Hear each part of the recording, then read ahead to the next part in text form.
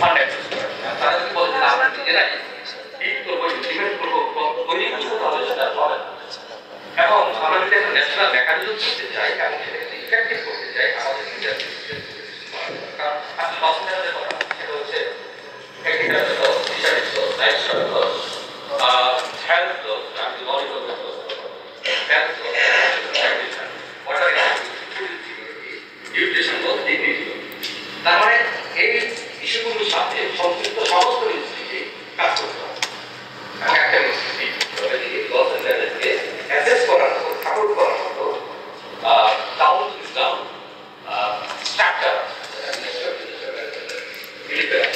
সেই জায়গাটা আমি বলতে চাই যে লস অ্যান্ড ড্যামেজ ফান্ডটিকে আমরা রিয়েলি অ্যাক্সেস করতে চাই তাহলে আমাদের নিজেদের জাগ্রত করতে হবে। তোমার ফান্ড আছে ফান্ডের জন্য আমরা বিদেশে যে বলছি যে আমাদের টাকা দরকার হয়ে যাচ্ছে দিস ইজ নট ঠিক না এইভাবে টাকা আমাদের নিজেদের capacity transparent account governance coordination establish করতে না পারি তাহলে টাকা থাকবে টাকা। ধন্যবাদ। এখন বক্তব্য করতে চাচ্ছি না, এটা শুনলেন এখানে মানে আমরা ডিজাস্টার মিনিস্ট্রিকে দেবো, ডিজাস্টার মিনিস্ট্রির আগ্রহ থাকতে হবে। ডিজাস্টার মিনিস্ট্রি তো লসের নিয়ে আগ্রহ না, রিলিফ ম্যানেজমেন্ট ইত্যাদি আগ্রহ বেশি, তাদেরকে আগ্রহটা তৈরি করতে হবে।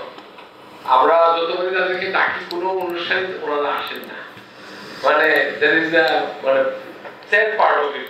তুমি তো জানোই, কিন্তু যদি এরা ওই চেন্নাই ফ্রেমওয়ার্ক কিংবা ডিজাস্টার রিলেটেড কথাবার্তা ওনারা আসে, লসের নামে বললে কোনো জলবায়ু পরিবেশ কোনো জলবায়ু পরিবর্তন মন্ত্রণালয়ের কাজ, এটা আমাদেরকে ডাকে কেন? এই আবার আমরা যে প্রশ্ন যখন যেটা করলাম মানে সবাই মিলে যে আমরা পুরা বাংলাদেশ ব্যাপী ডিভিশনগুলিতে মিটিং করে করে এইখানে ঢাকায় নিয়ে এসে লসের ড্যামেজের মেকানিজম কি হবে সচিব মন্ত্রী পর্যায়ে সব আলোচনা হলো, তারপরে আর এটা আগায় সেই সমালোচনার পরে 25 আমার মনে হয় যেখানে ছিলাম ওইখানেই আছে। আমি এখন একটু আমি মাইক দিতে চাই জিয়াউল হককে, আমাদের পরিচালক পরিবেশন একটু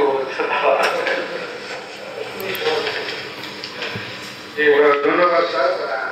প্রথমে নাটককে ধন্যবাদ দিই মঞ্জুর হান্নান স্যারকে যে এই অনেক গুরুত্বপূর্ণ বিষয়গুলোতে আলোচনা করছেন, সিরিজ কনসালটেশন হচ্ছে, এটা খুব ভালো একটা দিক। এখানে উপস্থিত আছেন আমার খুব ঘনিষ্ঠ খুব প্রিয় ব্যক্তিত্ব আলাপা আছেন ডক্টর মিজানুর খান, উনি আমার খুবই ঘনিষ্ঠ। উনি বলেছেন 2001 থেকে উনি কবে যাচ্ছেন, তারপরেই আমি যোগ দিয়েছি। আমি 2006 থেকে 2006 আমি আরো পরে না 2006 ডাইনামিক কপের আমার প্রথম ওনার পরপরই 2006 থেকে এই যে কতটা হলো 18টা 19টা কপে যোগ দেওয়া শুরু হয়েছে। আমি লস এন্ড ড্যামেজ ফলো করি না, কিন্তু যেহেতু আমি এলডিসির লিড নেগোসিয়েটার হিসাবে আমাদের যারা লস এন্ড ড্যামেজ নেগোসিয়েট করে আমাদের এলডিসির 40 এখন 45 এলডিসি কান্ট্রি, তাদের আলোচনায় আমি তো উপস্থিত থাকি। এই জন্য এই ডাইনামিক্সটাও আমি বুঝি এবং ওনারা যে আলোচনা করেন, শামসুদ আলোচনা করেন, আইকার থেকে আলোচনা হয়, আর আপনার আমাদের যাবো কাজ করছেন। তো আমি শুধু একটু ডাইনামিক্সটা আমাদের শামসুদ ধরা খুব ভালোভাবে বলার চেষ্টা করেছেন। আমি একটু যোগ দিয়ে আমি ন্যাশনাল পার্সপেক্টিভে আসি। ইন্টারন্যাশনাল ডাইনামিক্সটা হলো আমরা কিছু ভুল করেছি, যেহেতু আমি 2006 থেকে আমি এই প্রসেসে যুক্ত আছি। আমি অন্য আলোচনাগুলিতেও যোগ দেওয়ার চেষ্টা করেছি। যেমন আমরা কানকুন অ্যাডাপ্টেশন ফ্রেমওয়ার্ক 2010 সালে আমরা কিন্তু এখানে নিয়ে আসছিলাম খুব ভালোভাবে, যেটা ডক্টর মিজানুর খান মিজান ভাই খুব সুন্দরভাবে দেখিয়েছেন যে ওখানে যেটা বলা হয়েছে এটা কানকুন এই যে ডিসপ্লেসমেন্ট মাইগ্রেশন প্ল্যান রিলোকেশন এবং ন্যাশনাল রিজিওনাল আর ইন্টারন্যাশনাল লেভেলে একটা অ্যাপ্রোচ থাকতে হবে to address displacement migration and plan relocation. এই কথাগুলো খুব সুন্দরভাবে আসছে কানকুন অ্যাডাপ্টেশন ফ্রেমওয়ার্কে 2010-এ। তারপরে আমরা মনে করেছি আমাদের বিশেষ করে প্রাইভেট ভালনারেবল কান্ট্রিজ, এখানে লেড বাই প্রথমে ছিল আমাদের স্মল আইল্যান্ড ডেভেলপিং স্টেটস, তারা পুশ করেছে যে লসের ড্যামেজ দিয়ে একটা সিমেটিক এরিয়া হবে। মূলত আমাদের 5টা আমাদের পিলার ছিল on climate change discourse, climate change mitigation, যেটা গত পরশুদিন বলা হয়েছে, climate change damages finance, capacity building, technology development, transfer. 2013তেই প্রথম আমরা লস এন্ড ড্যামেজকে নিয়ে আসতে পেরেছি। 2013 পর্যন্ত কিন্তু আমাদের স্টিমে ছিল না লস এন্ড ড্যামেজ। 2010-এ কিন্তু আমরা কানপুর ফ্রেমওয়ার্কে পেয়েছিলাম এই লস এন্ড ড্যামেজের ইস্যুগুলো। আমরা বলেছি এটা এনাফ না। 2013-তে আমরা নিয়ে আসছি Warsaw regulation mechanism loss and damage. আমরা ওয়াশতে এটা পেয়েছি 2013 COP 19-এ। তারপর কত বছর হয়ে গেছে, এখন COP 30 হচ্ছে। আমাদের অর্জনটা কি? তো এটা আমি হতাশ করার জন্য বলছি না, কিন্তু এটাতে রিয়েলিটি। এই 2013 থেকে এই 2025 পর্যন্ত এই 9 বছর আমাদের কি অর্জন? আমরা বেশ কয়েকটা প্রতিষ্ঠান পেয়েছি। ওয়ার্সো ইন্টারন্যাশনাল মেকানিজম পেয়েছি, Santiago network on loss and damage পেয়েছি, তারপর লস এন্ড ড্যামেজ ফান্ড পেয়েছি মাত্র 2 বছর আগে। ওখানে আবার দুটো জিনিস আছে, একটা হলো ফান্ড, তাও পাইনি, এটা তৈরি হয়েছে COP 28-এ, COP 27-এ তৈরি হয়েছে, প্রথম ঘোষণা আসছে। এবং যেটা বলা হয়েছে যে একটা কন্ট্রিবিউশন ছিল, আরেকজনের কন্ট্রিবিউশন যদি না বলি, যদি 3টে ব্যক্তি কন্ট্রিবিউশন হয় ওই লস এন্ড ড্যামেজ ফান্ডটা ডিক্লেয়ার করার ক্ষেত্রে, ওই আমাদের আমাদের শারমাল শেখে COP 27-এ আমাদের উনি তো আসেনি, ডক্টর সিনেমূলক তো উনি 15 বছর যাবত চেষ্টা করছেন। উনি তো সব জায়গায় ওনাকে আমরা রেফার করছি, কিন্তু একদম নেগোশিয়েটিং লেভেলে, আমাদের যে গ্লোবাল নেগোশিয়েটিং লেভেলে ইন্টারগভর্নমেন্টাল যে হার্ডকোর নেগোসিয়েশন হয়, যেখানে মিনিস্টার টু মিনিস্টার, এখানে অন্য কেউ কথা বলতে পারে না, এখানে শাহবাজ হোসেন চৌধুরী ওনার ওই যে আলোচনায় যারা ছিলেন তারা দেখতে আমি ছিলাম, হাফিজ ছিল, এই দুজন আমরা উইটনেস। আমরা উনি কি বলেছেন, উনি এবং পাকিস্তানের মিনিস্টার যিনি আমাদের রেলি মিনিস্টার ছিলেন শহীদুর রহমান, এই দুজন ব্যক্তির যে কন্ট্রিবিউশন আনপ্যারালাল। এবং আমাদের তখন COP 27-এ আমরা কল্পনা করিনি যে লস এন্ড ড্যামেজ ফান্ডটা ডিক্লেয়ার হবে, ওই প্রথম ডিক্লেয়ার হবে। আমরা ভাবছিলাম যে COP 28 বা COP 29 কে ডিক্লেয়ার হবে। তো এটা একটা বিষয় আমরা পেয়েছি। হাবিজ চলে আসছে, তো হাবিজের কাছে আমরা একটু আগে প্রশ্ন করেছিলাম যে আমাদের বাংলাদেশের জন্য কোনটা বেশি প্রয়োজন। লস এন্ড ড্যামেজ কিন্তু অন্যান্য দেশেও হয়, কিন্তু আমাদের ডিউ টু হাই ডেন্সিটি, মানে পপুলেশন ডেন্সিটি, আমাদের সবচেয়ে 1 নম্বর প্রবলেম হলো internal displacement, migration from one city to another city. এইটা আমাদের 1 নম্বর প্রবলেম, যেহেতু আমাদের পপুলেশন বেশি, আমাদের অ্যাফেক্টেড কমিউনিটি বেশি। এইটা আমরা ভালো আনতে পারি না। যেমন যে ডক্টর মিজান ভাইয়া প্রেজেন্টেশন আসছে যে 2017 সালে টাস্কফোর্স অন ডিসপ্লেসমেন্ট তৈরি করা হয়েছিল, ফর্ম করা হয়েছিল 17 থেকে 25। ওখানে আমি হাফিজকে বললাম যে কি হয়েছিল, বেশ কিছু টেকনিক্যাল গাইডলাইন হয়েছে, কিন্তু ওখানে পরিষ্কার বলা হয়েছে যে এটা কি করবে। আমি যদি একটু বলি যে এটা বলে to develop recommendations for integrated approach to avoid, minimize and address displacement related to adverse impact of climate change. Integrated approach টা যেন হয় নাই কেন?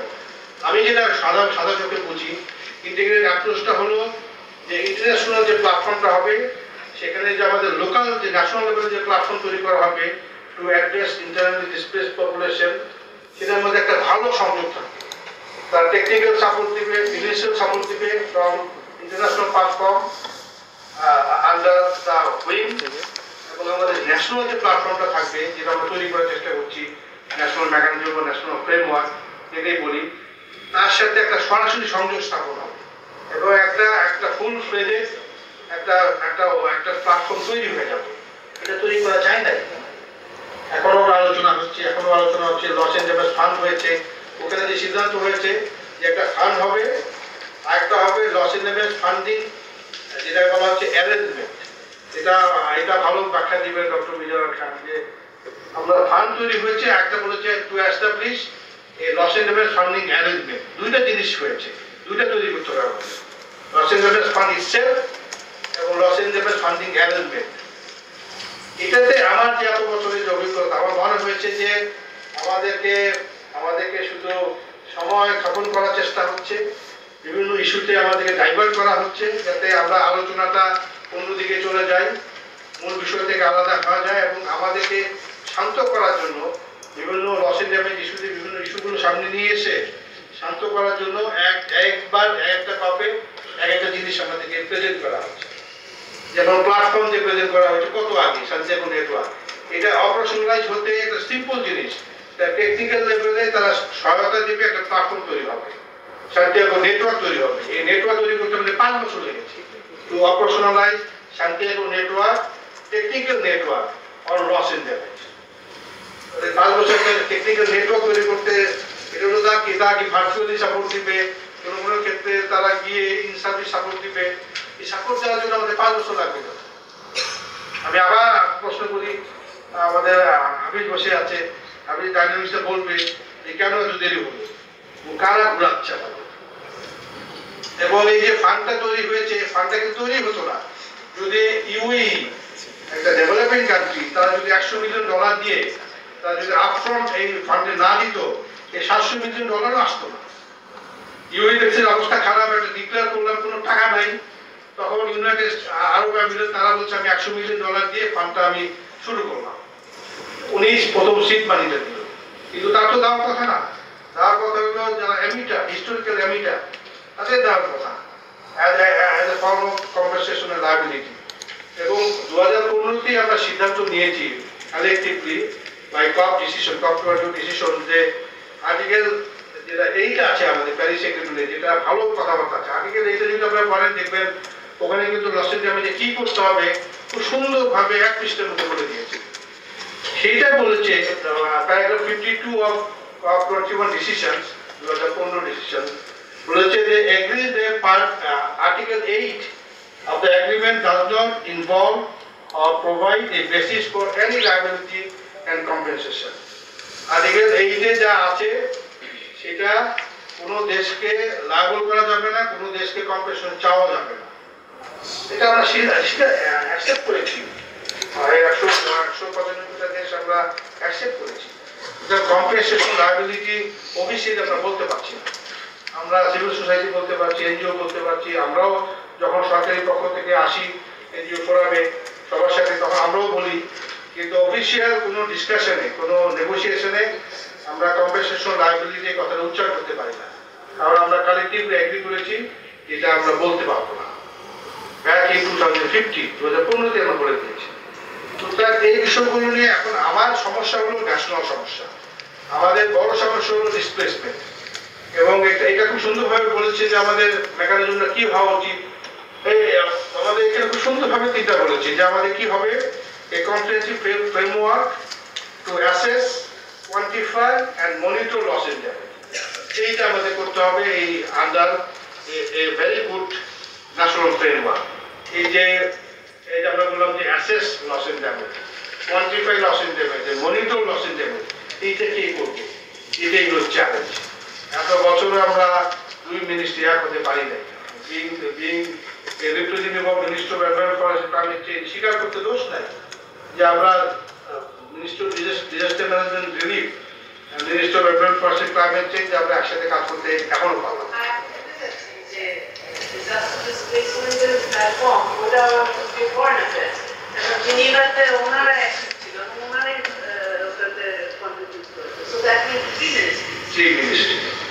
তো এইখানে আমার মনে হয় যেমন আমরা এখন একটা সরকারি পর্যায়ে আমাদের ক্লাইমেট চেঞ্জ ট্রাস্ট ফান্ডের পয়সা দিয়ে টাকা আছে, আমরা পরিবেশ অধিদপ্তর থেকে শুরু করেছি একটা ন্যাশনাল ফ্রেমওয়ার্ক ডেভেলপ করা এবং to completely assess the climate change induce displacement, কি পরিমাণ ডিসপ্লেসমেন্ট হচ্ছে, এই মোবিলিটি হচ্ছে, এটা অ্যাসেস করা শুরু হয়েছে। তারপর একটা ন্যাশনাল ফ্রেমওয়ার্ক ডেভেলপ করা আমরা চেষ্টা করছি। অলরেডি আপনারা বললেন যে ওরা ন্যাশনাল মেকানিজম তৈরি করে ফেলছেন, ড্রাফট 2017-18-তে তৈরি করে বসে আছেন, কেউ এটাকে অ্যাকনোলেজ করছে না। তারপরে ডিজাস্টার মিনিস্ট্রি যে তৈরি করেছে তারা তো পুশ করতে হবে যে আমরা তৈরি করেছিলাম যে সবাইকে নিয়ে national mechanism loss and damage, তারাও পুশ করছে না। অলরেডি তারা যেটা আলোচনায় আসছে তারা কিন্তু একটা খুব ভালো কাজ করেছে ডিজাস্টার মিনিস্ট্রি, যে national strategy on internally displaced population স্ট্র্যাটেজিও করেছে, অ্যাকশন প্ল্যানও করেছে, পুরো প্রচার নাই। এবং আমরা জানি না যে তাদের ইন্টারনাল ডিসপ্লেসড পপুলেশনের জন্য যে ন্যাশনাল স্ট্র্যাটেজি করেছে এটা আন্ডোজ বাই দ্য গভর্নমেন্ট এবং অ্যাকশন প্ল্যান করেছে 2022-এ সেটা কোনো কার্যকারিতা নাই, কোনো প্রয়োগ নাই এবং কোনো কনসালটেশন নাই, এবং আমাদের মিনিস্ট্রির সাথে তো আলোচনাও করেনি। এইভাবে তো হবে না। এই জিনিসটা আপনাদের বলতে হবে যে দুই মিনিস্ট্রি একসাথে বসে, এখন শামসুদ একটা ভালো পয়েন্ট বলেছে যে ইমপ্লিমেন্টেশন করবে ডিজাস্টার মিনিস্ট্রি, আমরা টেকনিক্যাল এবং অ্যাডভাইজারি সার্ভিস দিব from the ministry of environment forest climate change. তো ভালো পয়েন্ট, এটা নিয়ে আলোচনা হতে পারে যে লস এন্ড ড্যামেজ বিষয়টা যেহেতু ইন্টারন্যাশনালি আমরা দেখছি, আমরা টেকনিক্যাল সাপোর্ট দিতে পারি, অ্যাডভাইজারি সাপোর্ট দিতে পারি, পলিসি তৈরি করার ক্ষেত্রে আমরা সাপোর্ট দিতে পারি, কিন্তু অন দি গ্রাউন্ড তো করবে ডিজাস্টার মিনিস্ট্রি। এবং এখানে যে আলোচনা হচ্ছে যে আমাদের ডিজাস্টার মিনিস্ট্রি স্লো অনসেটটা দেখে না, তারা শুধু র্যাপিড এক্সট্রিম ইভেন্টটা দেখে, র্যাপিড অনসেটটা দেখে, স্লো অনসেটটা কে দেখবে? এটাও আমাদের সিদ্ধান্ত নিতে হবে। আমরা বারবার যেটা বলছি ঘুরে ফিরে যে assessing, quantifying and monitoring loss and damage, এই কাজটা কে করবে? এখানে আমাদের কোঅর্ডিনেশন লাগবে। তারপরে আমি আমার কলিগদের বলি, আমি তো আসলে পুরোপুরি এর সাথে যুক্ত না, তারপর যেহেতু আমি ক্লাইমেট চেঞ্জের সাথে কাজ করছি বহু বছর, আমার কলিগ আমাকে ডাকে, আমি আমার কলিগদের বলছি যে আপনারা ডিআরআর থেকে ইনভলভ করছেন না কেন, এবং আপনাদের কাজকর্মে ডিআরকে রাখতে হবে। যেমন আইকার একটা কাজ শুরু করেছে, একই কাজ, আইকারও একই কাজ করতে যাচ্ছে। আইকারকে আমি বলেছি এবং আমি চেষ্টা করেছি যে আইকারের সাথে ডিউ একটা ভালো অ্যাডজাস্টমেন্ট তৈরি করা, এবং আমি এখন এটা ইস্যু করতে পেরেছি যে আমাদের যত কনসালটেশন হবে আমাদের ন্যাশনাল ফ্রেমওয়ার্কের উপরে আইকার যেন তার ইনপুট দিতে পারে, সেই সুযোগটা যেন পায়। আমি নূরকে এবং সাকিবকে আমি বলেছি যে আপনারা যেটা করছেন, তোমরা যেটা করছো সেটা শেয়ার করো, কি করছো, একই কাজ কিন্তু ডুপ্লিকেশন হচ্ছে। তো ভালো কাজ করতে গেলে সবাই মিলে একটা কাজে করবো, একটা সিঙ্গেল ন্যাশনাল ফ্রেমওয়ার্ক হবে, in consultation with all stakeholders, কেউ যেন বাদ না থাকে। এবং গত পরশুদিন মহাপুর সাহেব বলছিলেন যে আমাদের কিন্তু অনেক কমিউনিটি তারা বাদ যায়, তারা কনসালটেশনে থাকতে পারেন না, অনেক ক্ষেত্রে আমরা ভালো ভালো নলেজ থেকে আমরা বঞ্চিত হই, আমাদের লোকাল নলেজগুলো আসে না। তো এই ক্ষেত্রেও চিন্তা করতে হবে যেন আমাদের সব কমিউনিটি যেন রিপ্রেজেন্টেশন থাকে আমাদের আলোচনায়। তো আমি বলে শেষ করছি, তবে আমার একটা আজ থাকবে, আমরা তো বেশি দিন নাই চাকরিতে, আর 2 বছর পরে থাকবো না, কিন্তু আপনারা একটু চেষ্টা করেন যে এই দুই কমিউনিটি যেন আলাদাভাবে কাজ না করে, একটা হলো ডিজাস্টার ম্যানেজমেন্ট কমিউনিটি আর ক্লাইমেট চেঞ্জ কমিউনিটি। এখন এই দুই কমিউনিটি আলাদাভাবে কাজ করছে, আমরা এক করতে পারি নাই। আপনারা পুশ করেন যে দুই কমিউনিটি একসাথে কাজ না করে, তাহলে কিন্তু লস এন্ড ড্যামেজকে আসলে ইফেক্টিভলি আমরা অ্যাড্রেস করতে পারবো না। কারণ মূল কাজটা যারা করে তাদেরকে বাদ দিয়ে শুধু পলিসি তৈরি করলে কাজ হবে না। এবং সোশ্যাল সেফটি নেটের বিষয়টা আসছে, বড় একটা কাজ। আমরা কিন্তু লস এন্ড ড্যামেজে বড় একটা অংশ কিন্তু সোশ্যাল সেফটি নেটে করে ফেলতেছি। আমি ওদিন দেখলাম যে প্রায় 30,000 কোটি টাকা প্রতি বছর আমরা ব্যয় করি থ্রু সোশ্যাল সেফটি নেট। তো এইগুলো তো আমাদের লস এন্ড ড্যামেজে চলে আসতে হবে। তো আমি আশা করছি যে এই আলোচনার পরে আপনারা একটা পলিসি পেপার যদি দিতে পারে 2-3 পৃষ্ঠা, আমি এটা অনুরোধ করবো আমাদের ডক্টর মঞ্জুর হান্নান স্যারকে, যদি আপনি সম্ভব হয় একটা পলিসি পেপার দিতে পারেন, এটা নিয়ে আমরা একটু অ্যাডভোকেট করি যে এভাবে ছাড়া ন্যাশনাল ফ্রেমওয়ার্কটা হবে না, ডেভেলপ করা যাবে না। ধন্যবাদ। ধন্যবাদ জিয়া। হ্যাঁ, আমাদের আউটপুট একটা পলিসি পেপার হবে, হয়তো জানি না এই আলোচনার প্রেক্ষিতে তৈরি করবো, তো সরকারের কাছে প্যালেটেবল নাও দিতে পারে, কারণ এখানে বেশ কিছু ক্রিটিক থাকে, নট ক্রিটিসিজম, বেশ কিছু ক্রিটিক থাকে। কারণ যেটা 16-17 সালে তৈরি হয়েছে তখন অনেক খেটে খুশি সারা বাংলাদেশ মানে কি করে তৈরি করা হয়েছে, তারপরে এখন আইকার করতেছে, ইউএনডিপির কাছে টাকা ছিল, তারাও টাকা দিতে চায় লস এন্ড ড্যামেজের কাজ করার জন্য, আমরা আবার আমাদের নিজের টাকা দিয়ে করতেছি, দরকার ছিল না, আমাদের নিজের টাকাটা রেখে দিতাম, মানে ট্রাস্ট ফান্ডের টাকাটা দিয়ে লস এন্ড ড্যামেজের কাজ করাটা কতটুকু আমার মনে হয় যে বুদ্ধিদীপ্ত হয়েছে বলা খুব কঠিন। কারণ ইউএনডিপি যদি টাকা এনে দিত সে দেন মানে করতে পারতাম। এটাও মনে রাখতে হবে যে আমাদের রিসোর্স ব্যবহারের ক্ষেত্রে স্মার্ট হতে হবে, না হলে তো হবে না। কারণ আমরা যদি একই কাজ 5 জায়গায় 5 প্রতিষ্ঠান করতে থাকি, সরকারও করতে থাকে, তাহলে দরকার নেই। সরকার করুক, আমরা হেল্প করে থাকি, গভর্নমেন্টকে হেল্প করি। কারণ আলটিমেটলি গভর্নমেন্টকেই করতে হবে, গভর্নমেন্টই ইমপ্লিমেন্ট করবে, গভর্নমেন্ট তৈরি করবে, নেগোসিয়েশনও গভর্নমেন্ট নেতৃত্ব দেয়। কাজে আমাদেরকে আমরা সহযোগী হিসাবে থাকতে পারি, কাজ করতে পারি। সরকার যদি এটা এই জিনিসটা একটু ওপেন করে আমার মনে হয় বেটার হবে। আমি একটু Arif Mohammad Faisal. Thank you sir. আমি এরকম একটা সময় উপযোগী এই পলিসি ডাইরেক্ট করার জন্য এখন ইফার এবং হাই কমিশন এবং আপনারা যারা আছেন তাদের সবাইকে ধন্যবাদ জানাচ্ছি। প্রথমেই আমি শুরু করি আসলে কোঅর্ডিনেশন মেকানিজম থেকে। যেহেতু এটা 2016-17 সালে কাজটা শুরু হয়েছে এবং এর আগে আমার মনে হয় এটা it should be lead by the government এবং টোটাল যে স্টিয়ারিং প্রসেস এটা আসলে এভাবে হ্যাপাচার্টলি করা ন্যাকম অ্যাকশনে আজকে এখানে বারাবা আছে, তো যেমন আমরা যখন রাপা শুরু করছিলাম আমি একটু এক্সপিরিয়েন্স গুলো বলি, তখন মেইন চ্যালেঞ্জ আমরা ফেস করছিলাম যে ইন্টারমিনিস্টারিয়াল প্রসেস। কারণ সবগুলো মিনিস্ট্রিকে একটা প্ল্যাটফর্মে কনভিন করার যে ক্যাপাবিলিটি সেটা আসলে UN is the better place. কারণ আমাদের মেইন স্ট্রেংথ হচ্ছে সবাইকে একটা প্ল্যাটফর্মে এনে এটাকে রান করা এবং একটা কনসেনসাস বেসড ডিসিশন মেকিং নিয়ে দেশের জন্য একটা তৈরি করা। সেটা আমরা করেছি, সেটা আমরা ন্যাপ তৈরি করার সময় করেছি, এনডিসি 3 এখন আমরা চিন্তা ভাবনা করতেছি। সেখানে নতুন কতগুলি জিনিস এসছে, যেমন মোর ইনক্লুসিভ করা, জেন্ডার রেসপন্সিভ, ইউথ এনগেজমেন্ট করা, এসব বিষয়গুলো। তো একটা ইউএন এনগেজমেন্টের একটা সুবিধা হচ্ছে যে সেখানে ইন্টারন্যাশনাল বেস্ট প্র্যাকটিস গুলো, যেহেতু আমরা অনেকগুলো দেশে, আমি দেখলাম যে টুভালু, কিরিবাতি, আফ্রিকার অনেকগুলো দেশে এখন আমরা কাজ শুরু করছি ন্যাশনাল লেভেল ক্লাইমেট ফ্রেমওয়ার্ক বানানো। তো প্রথমে যেটা আমি দরকার আছে বলে মনে করি, যেহেতু এটা একটা ক্লাইমেট অ্যাট্রিবিউশন সায়েন্সটা খুবই ইম্পর্টেন্ট, তো সুতরাং আমাদের ন্যাশনাল লেভেল ডেটাবেস যদি আমরা স্ট্রং করতে না পারি, এভিডেন্স বেস ডেটা কালেকশন করতে না পারি, তাইলে কিন্তু এই কাজটা আমাদের খুব একটা ভালো হবে। যেমন আমরা এনডিসি এবং ন্যাশনাল কমিউনিকেশন গুলো করতে গিয়ে দেখি যে অনেক ডেটাবেস আমাদের কাছে অনলাইনে নাই। আমরা যদি এখন থেকে কাজটা শুরু করি, একটা ওয়েব বেস অনলাইন ডেটাবেস, যেমন আমি গত সপ্তাহে রংপুরে গিয়েছিলাম কুড়িগ্রাম, এক মহিলাকে দেখলাম, বৃদ্ধ মহিলা, ওনার সাথে কথা বলতে বলতে উনি বললো যে বাবা দেখো, আমি নদী ভাঙ্গনের ফলে 14 বার আমার ঠিকানা হারিয়েছি। এই মহিলা 7টা স্বামী হারিয়েছে বিভিন্ন কারণ, নদী ভাঙ্গনের কারণ, এবং তার অ্যাড্রেস চেঞ্জ করছে।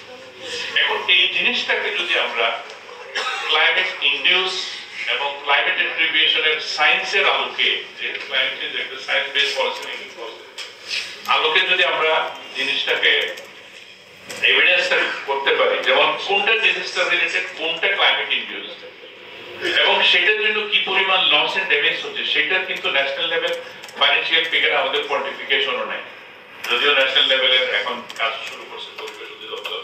তো সুতরাং আমাদের এমফেসিস দিতে হবে স্ট্রং ডেটাবেস। আরেকটা জিনিস আমার মাথায় এসছে, সেটা হচ্ছে আমরা সোশ্যাল প্রোটেকশন সিস্টেমে বাংলাদেশ অনেক দূরে গিয়ে এখানে বয়স্ক ভাতা, বৃদ্ধ ভাতা, অনেক ধরনের এই টোটাল সোশ্যাল প্রোটেকশন সিস্টেম যেটা আছে সেটাকে মোর অ্যাডাপটিভ করা যায় কিনা, সেখানে লস এন্ড ড্যামেজের যে ডাইমেনশন সেই জিনিসটা আসলে আনা যায় কিনা। আর গভর্নমেন্ট ক্লাইমেট চেঞ্জ ট্রাস্ট ফান্ডে যেভাবে শুরু করছিল অ্যাডাপ্টেশন মিটিগেশন দিয়ে, আমার মনে হয় এখন এটা এই গভর্নমেন্টের যে ক্লাইমেট চেঞ্জ ট্রাস্ট ফান্ড আছে সেটারও ট্রাস্ট ফান্ড অ্যাক্ট হয়েছে, যেটা মঞ্জুর করার টাকা সময় হয়েছে, সেই জিনিসটাকে আবার ফার্দার রিভিজিট করা যায় কিনা, সেখানে এগুলো আনা যায় কিনা। আপনারা জানেন very recently global biodiversity framework fund হয়েছে এবং এই কপে হেলি ফান্ড হয়েছে। এখানে দুটো জিনিস খুবই important, IPLC committee, indigenous people and local committee, তারা এই দুটো ফান্ডে গ্লোবাল বায়োডাইভার্সিটি ফ্রেমওয়ার্ক ফান্ড এবং হেলি ফান্ড যেটা হয়েছে, যে বিশেষ করে biodiversity digital sequence information assess করার জন্য, এই দুটো যে জায়গায় ওরা গুরুত্ব দিয়েছে যে লোকাল কমিউনিটির কাছে কিভাবে ফান্ডটা কুইকলি ডিসবার্স করা যায় এবং সেটার ফাইন্যান্সিং মেকানিজম, অডিট, ট্রান্সপারেন্ট ওয়েতে কিভাবে টাকাটা ট্রান্সফার করা যায়, সেটাই যদি আমরা ন্যাশনাল লেভেলে যখন আমরা ফ্রেমওয়ার্ক তৈরি করবো, সেটার একটা ন্যাশনাল লেভেলে একটা মেকানিজম তৈরি করা যায় কিনা। কারণ আমরা পরিবেশ অধিদপ্তরের সাথে আসলে প্রায় 30 বছর ধরে কাজ করি। একটা জিনিস আমরা দেখছি, পরিবেশ অধিদপ্তর কোনো প্রকিউরমেন্ট লোক নাই, চিফ ফাইন্যান্সিয়াল যে অফিসার যে সার্টিফাই করবে দিস ইজ অথেন্টিক ট্রানজেকশন, এরকম জিনিসগুলো নাই পরিবেশ অধিদপ্তর। তো ফলে অনেকগুলো গ্লোবাল ফান্ড ইমপ্লিমেন্ট করতে গিয়ে আমরা বিভিন্ন হিমশিম খাচ্ছি। যখন ক্লাইমেট চেঞ্জ এই ফান্ডটা আসবে, বিশেষ করে লস এন্ড ড্যামেজ ফান্ড, সেই ফান্ডটা ডিসবার্স করার জন্য তো একটা খুব সুন্দর সিস্টেম আমাদের থাকতে হবে, সেটা না থাকলে হবে।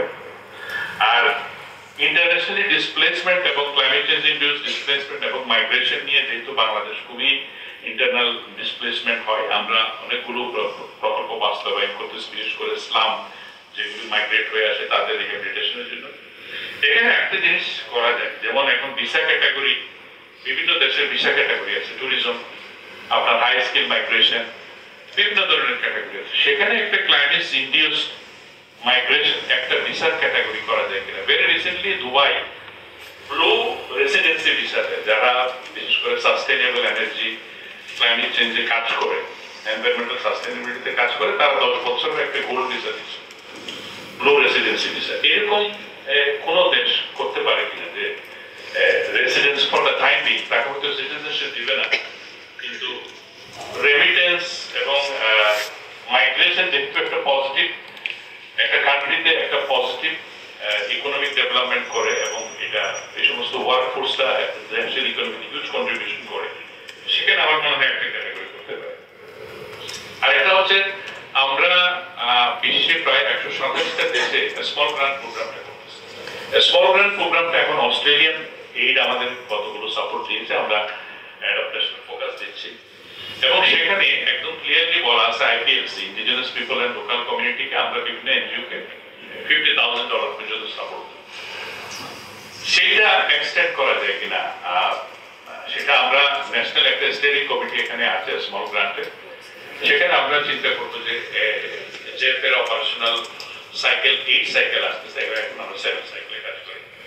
সেখানে আইপিএলসি কমিউনিটি কিভাবে একটা ভালনারেবল কমিউনিটি অথবা ইয়ুথ এনগেজমেন্টের মাধ্যমে তারা হয়তো একটা মনিটরিং রোল প্লে করতে পারে, ইয়ুথ মনিটরিং এবং রিপোর্টিং কাজগুলো করতে পারে, লোকাল লেভেলে কি হচ্ছে, টাকা কিভাবে খরচ হচ্ছে সেটা করতে পারে, তার